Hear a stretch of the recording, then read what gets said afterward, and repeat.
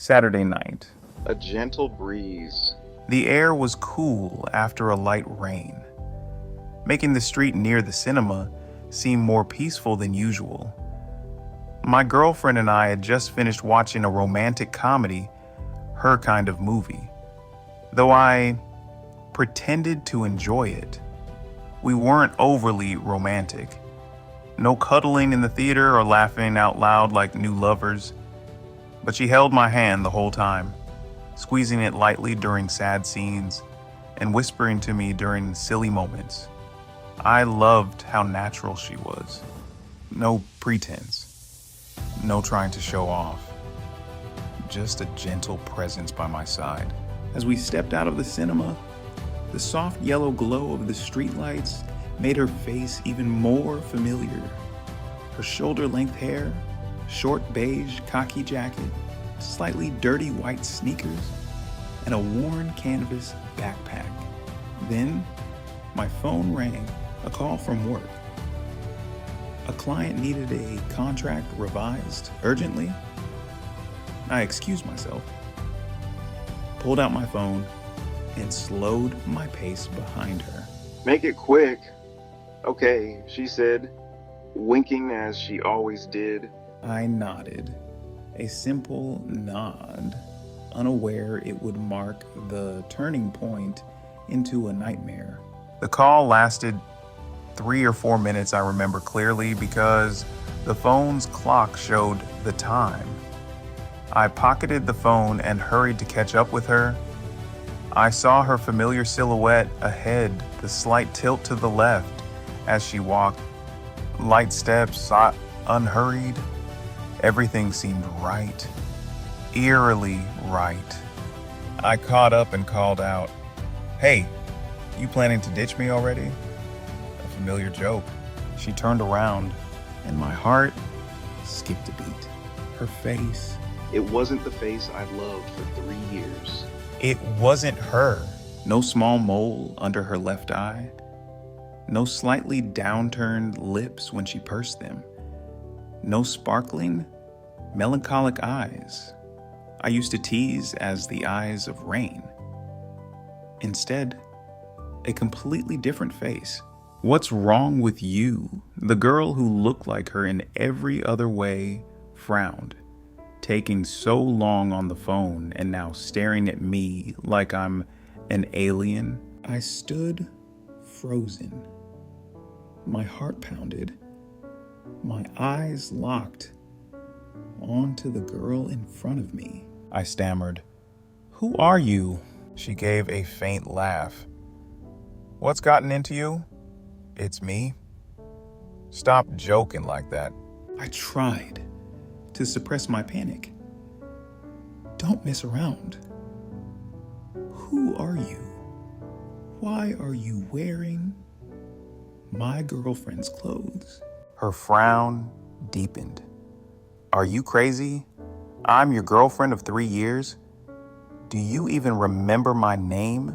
I let out a dry laugh, not a real one, but a desperate attempt to stay sane. I asked, "Where did we first meet?" She answered, "The university library. You borrowed Kafka on the Shore by Murakami." I pressed further. "The first time I gave you flowers, what was the occasion?" "Valentine's Day, our first year. You gave me baby's breath because I said I didn't like roses." I asked again, "When you were hospitalized, when did I visit?" "The second day, I was in room 307, general internal medicine." Every answer was correct, down to the smallest detail. So precise, it sent chills down my spine. But this face wasn't hers. It couldn't be. I began to think it was a prank. Maybe she hired an actress to play her. But why? And how could this person know so much? I pulled out my phone and opened my photos. I clearly remembered saving hundreds of pictures of us together, selfies, trip, and moments when she fell asleep on the car ride. My hands trembled as I scrolled. Unbelievable. The face in every photo was this stranger's. The girl looked at me, frowning. What are you doing? Suddenly freaking out over old pictures. I turned away, unable to face her. I slapped my cheeks, trying to wake up. Maybe this was a dream? A long I never bed, rhyme. I decided to go home. I needed to verify. If I was losing my mind, my family would notice. If she was a stranger, my parents would surely see it. But no, at home, my mom greeted us. You're back, Mai. You look so pretty today. My girlfriend's name. My mom looked straight at this stranger's face and showed no doubt. I turned to my dad. No strange reaction from him either. They didn't see it. They didn't know. I started to panic for real. I no longer trusted my eyes or my ears. My memory screamed that this was a stranger.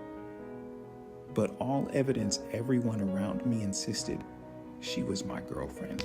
The final blow came when I pulled out a photo of us from a holiday, taken in front of her favorite bubble tea shop. I remembered it clearly, but the face in the photo was hers, the stranger's.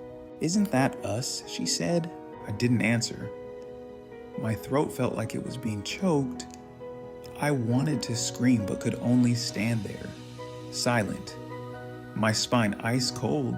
The next morning, I woke up in my familiar bed. The gray blanket with a small tear at the corner was still there. The room was quiet, sunlight streaming through the window's slats. Everything seemed right, except for the person sleeping beside me. I turned to look. It was still the stranger's face. She frowned slightly in her sleep, just like my girlfriend used to, wearing the same old white t-shirt with a cute round cat print, the one I bought for her in Jalat. I sat up, feeling the air around me pressing tightly against my chest. I wanted to believe this was a dream, but I couldn't. I quietly left the room, closed the door, and opened my phone.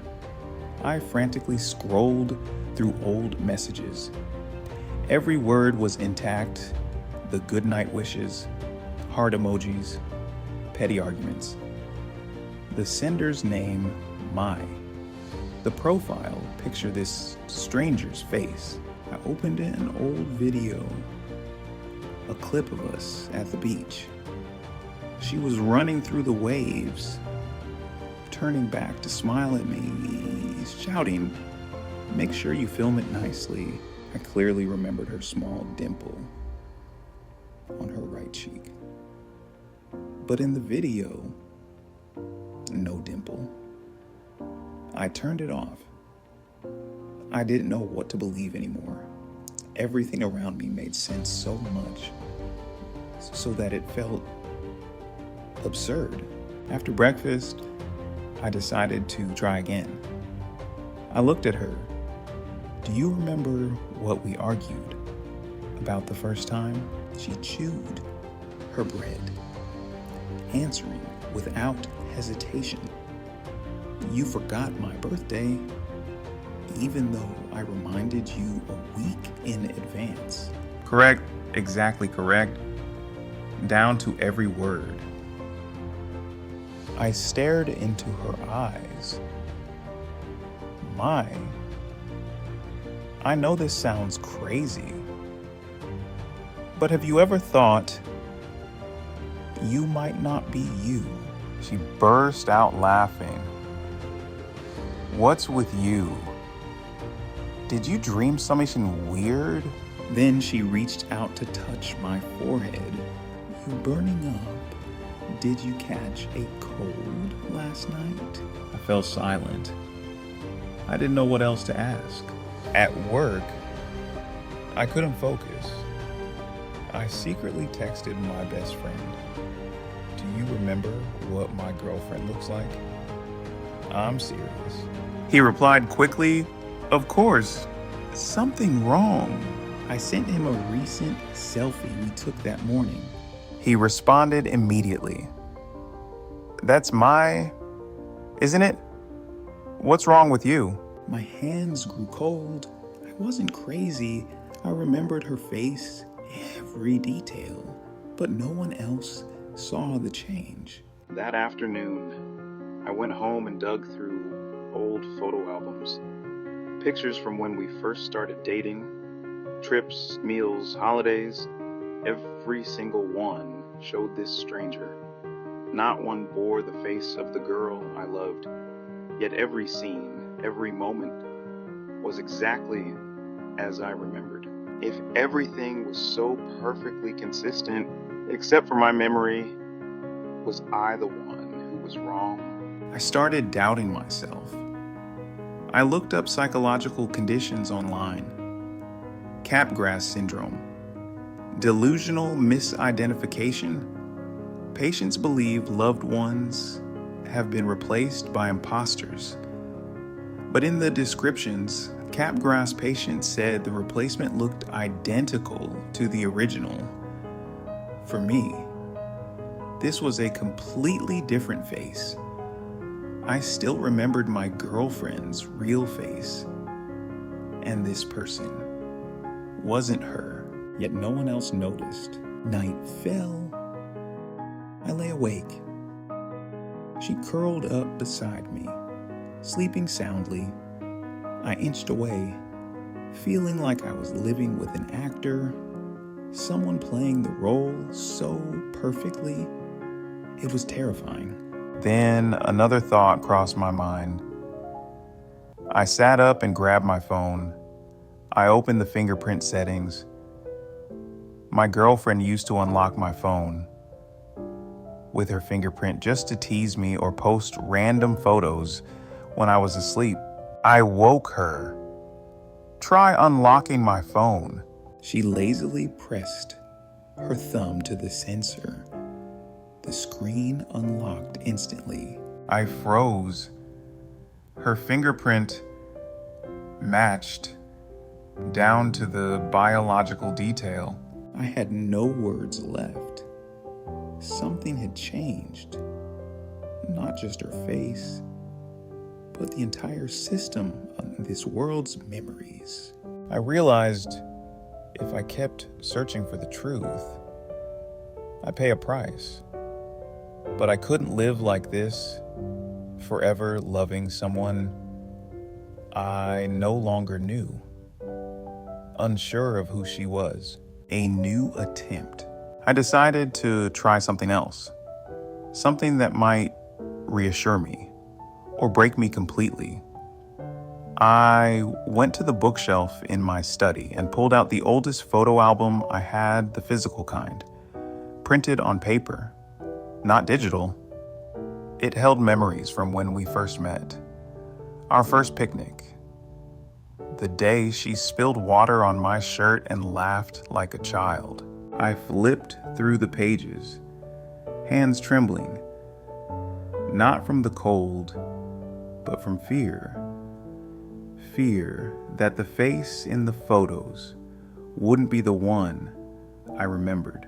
I looked at the first picture. The face was hers, the stranger's. I turned to the second page. She was sitting in an old cafe, looking out the window. The light reflected off her glasses. I remember joking that she looked like a character in a Japanese movie. But those eyes, those cheekbones, still the stranger's face. I took a deep breath and kept flipping. Another photo, us standing in front of Notre Dame Basilica. I distinctly remembered that she wore sunglasses that day, covering most of her face. I'd even complained. Why wear sunglasses? I can't see your face. But in the photo now, she was smiling brightly, no sunglasses. And the face still the current one. I began to understand. It wasn't just a person being replaced.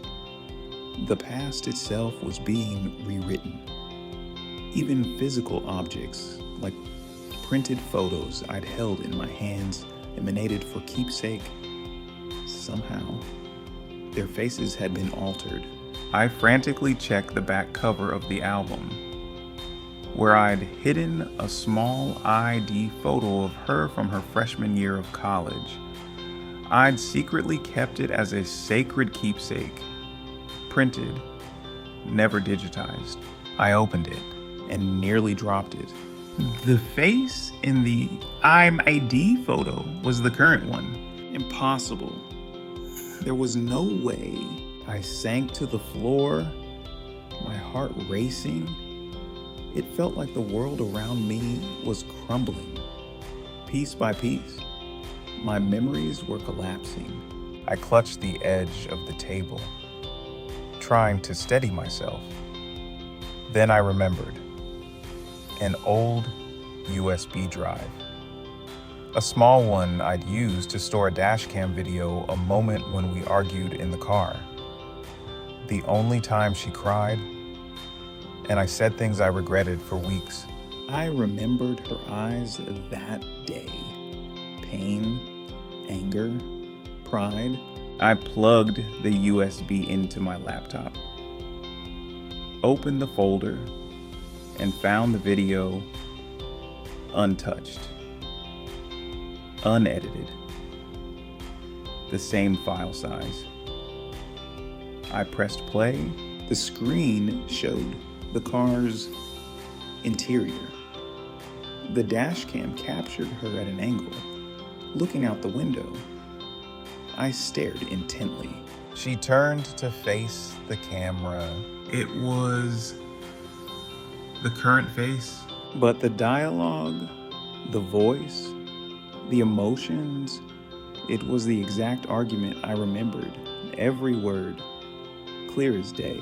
I broke down crying. I didn't know if it was from pain, fear, or feeling so small before something manipulating reality itself. How could an offline video, never shared, never uploaded, have its image altered? How could everyone around me not see anything wrong? I started writing down everything I remembered. Dates, events, things only my real girlfriend and I would know. For example, I remembered a small scar in her left ear from falling downstairs as a child. I quietly observed the current girl had no scar. I remembered her getting food poisoning from eating mango salad at a street vendor. But when I brought it up, she said, "I've never eaten raw mango. I'm scared of sour things." I asked, "Do you remember when we got lost for 3 hours in Vung Tau?" She replied, "No way. We took a taxi the whole time." But I had a recording on my phone, an argument about Google Maps leading us astray. She'd yelled, "I told you to turn right, but you kept arguing." I played the recording. Her current voice was there. The content was correct, but the face wasn't. Every trace had been altered. Perfectly. Horrifyingly. And I was alone. I realized I was the only one who remembered her real face. I had no way to prove it. No photos, no videos, no one who believed me, just me. And then the deep sense that the person I loved had vanished from this world without a trace. The cafe. I sat alone in our usual cafe, at the window table with a small crack on the left edge. We'd sat here countless times. I ordered her favorite drink, soy milk latte, no sugar, extra ice. I tapped lightly on the table, then pulled out a small black notebook, its corners worn, filled with hurried scribbles of things I feared I'd forget. I wrote June 4th, 11:28 a.m. Gin Cafe. Everything around me is still the same. Only she isn't her. I looked up. A couple sat at the next table. The girl tilted her head, laughing, her eyes sparkling. The guy smiled, brushing her hair. A normal scene. But I felt like an outsider. I'd been living with someone everyone believed was real. Only I knew she wasn't the same. Not those eyes. Not that smile. Not that soul. I considered seeing a doctor. Was I delusional? Dissociative? I visited a psychologist and told him I felt the world had changed. My loved ones, my girlfriend, replaced by someone else. He asked, "Do you feel this new person is impersonating the old one?" I nodded. But it's not like Capgrass. This person doesn't look like her. It's a completely different face. He took notes and said, "Your case might be a form of dissociation. You could be living in a state detached from reality." I pressed, "What about everything I remember clearly? Her scars, her habits, things only the two of us would know." He paused, then said, "Human memory isn't as reliable as we think." I left the clinic, heavy with doubt. I wasn't crazy. I knew what I remembered. I knew the face I loved, but no one else acknowledged it. I visited her parents. They still treated me like a future son-in-law. Her mom smiled brightly, saying, "Mai's cooking your favorite seaweed soup? Stay for dinner." I forced a smile, studying her mother's face. I wanted to ask, has she ever looked different? Have you ever noticed your daughter's face isn't the same? But I didn't dare. I knew they'd look at me with pity, whispering that I was overstressed. That night, I made a final decision. I wrote a letter to myself, as if I were the last witness to a past erased. To myself, if one day you forget, If the world forces you to believe in something false, remember her face, her tilted smile, eyes squinting when she laughed, the slight frown when she was worried, her slow, gentle, but firm voice. She once said, "If I ever disappear, find me in your memories. They won't betray you." I folded the letter and hid it under the mattress. Then, I lived with the girl who was identical in every way except her face. Lived as if nothing had changed. Lived as if I'd forgotten. But every night, as she slept, I looked at her. The pain dulled, replaced by a lingering void. I began to accept that I might have slipped into another reality, a parallel dimension where the person I loved had been replaced, or perhaps I was the one replaced. Maybe in that moment I took the phone call outside the cinema. I stepped into a different world, just a few minutes in. but enough for everything to change. No warning, no signs. I looked up, and the person I loved was no longer the one I knew. The discrepancies. I started living like a detective in my own life, quietly, cautiously. I no longer trusted anything around me except what remained in my memory.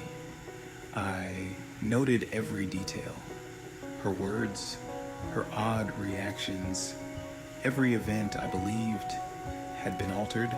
Then I found a crack. She was rearranging the wardrobe. I stood by the door, watching silently. She pulled out an old denim jacket, one I clearly remembered her losing in Jalat. I asked, "That jacket, didn't you lose it on the cable car?" She turned, confused. What, I've never been on a cable car with you? I clenched my fist. Are you sure?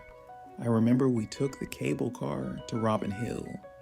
You wore that jacket, and it fell when I ran to get a taxi in the rain. She hesitated, then laughed. You're dreaming. I've never been to Jalat with you. We only went to Nha Trang. My heart raced, not from anger, but realization if she didn't remember. Jalat. Yet the jacket was here. The past hadn't been fully erased. I waited until she left the room, then searched the jacket's inner pocket. I found a small piece of paper, a pressed leaf inside, a travel postcard, a receipt from a restaurant, clearly stating Jalat. March 14, Ba Toa, beef hot pot. I froze. I remember clearly. That was the first place we ate when we arrived in Jalat. She'd said, "It's so cold here. Beef hot pot is perfect." I held the receipt, trembling. This was proof, undeniable. No one could fake a memory and a physical object so perfectly. I tucked the receipt into my wallet like a treasure. Proof I wasn't insane. I was right. That night, I showed her the receipt. Look, you were in Twilight with me. This is from the hot pot place. I kept it. She took it, frowning, reading each line. That's weird. I don't remember this at all, I asked. Then, how do you explain the receipt being in your jacket? She bit her lip, looking slightly panicked. Maybe someone else put it there. I don't remember wearing this jacket in Jalat. I fell silent. No point arguing. She wasn't denying it deliberately. She genuinely couldn't remember, as if some force had overwritten every memory in her mind, as if she were a copy and paste version with all the data except the incompatible memories. The search continues. I kept searching for traces. I tracked down old classmates, even our philosophy professor from sophomore year, where we'd done a group presentation together. I asked him, "Do you remember Mai from the comparative philosophy class?" He nodded. "Yes, bright girl. Wrote a great essay on Sartre." Right, I nodded. "Exactly." Then I asked, "Do you have any photos from our presentation or group?" He smiled, digging through his computer. He opened an old folder with a picture of our group in front of the chalkboard. And there she was, the current face. I sat motionless, This was a photo from his computer, unrelated to me, untouched by my influence. Yet it was her, the current her. I felt the universe was playing a cruel joke, altering every corner, every piece of evidence, every witness, leaving me with only fragments no one else believed. I realized no one could help me.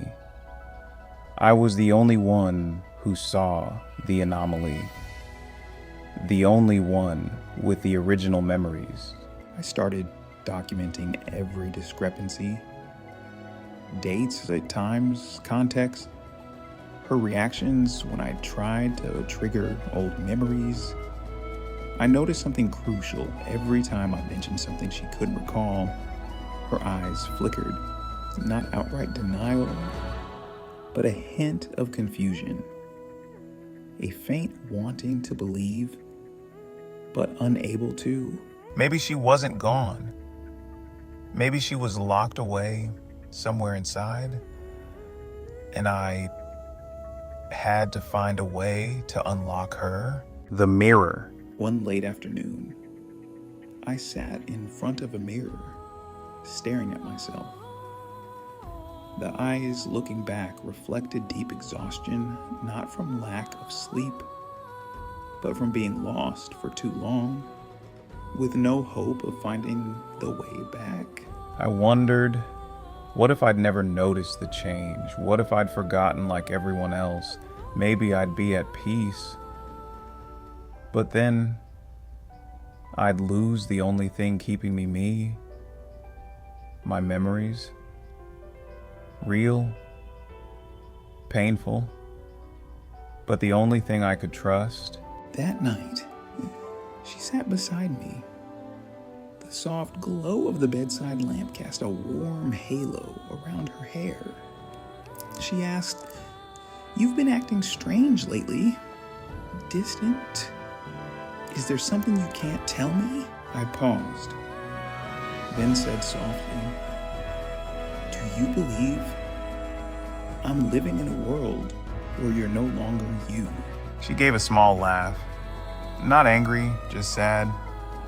"Are you daydreaming about multiverses again?" I shook my head. No, I'm not dreaming. I've lived 3 years with you, or someone who's exactly like you, except for your face. For the first time, she fell silent. Then, her voice trembling, she said, "Do you not love me anymore?" That question stopped me cold. Not because I didn't have an answer, but because I couldn't say it. I loved the person I once knew. Her eyes, her smile, her little habits. The person sitting before me wasn't her. No matter how similar, she could never be her. I looked down, unable to answer. She stood and left the room. That night, we didn't speak again. The departure. The next morning, she was gone. On the table was a note. "You need time." I know. I'll stay at my parents' for a while. Don't hurt yourself anymore. I held the paper and, for the first time, cried. Not for losing a lover, but for losing myself in the quest to find something that no longer existed. Weeks later, I passed by the old park where we first held hands. The stone bench under the tamarind tree was still there. I sat down. A gentle breeze carried the scent of milk flowers, signaling early autumn. I remembered her saying, "The smell of milk flowers feels like Hanoi's autumn." Even though I've never been to Hanoi, I smiled a small, dry smile, like someone giving up on a long dream. My phone buzzed. A message from an old friend. "Hey, do you still have the photos from our Ja Lat trip last year?" I froze. I clearly remembered she no longer recalled that trip. I asked, "Was Mai there too?"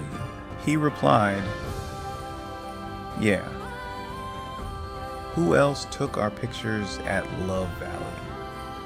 There's even a video." My hands grew cold. I asked for the video. He sent it. I opened it. Everyone was laughing, playing, and there she was. But this time, the face in the video was her. The real her. The one with the dimple, the squinting eyes. The hair swept slightly to the left. I nearly dropped my phone. I rewound, watching frame by frame. No mistake. It wasn't the replacement. It was her truly. Her. I called my friend. "Where did you get this?" He said, "From an old hard drive.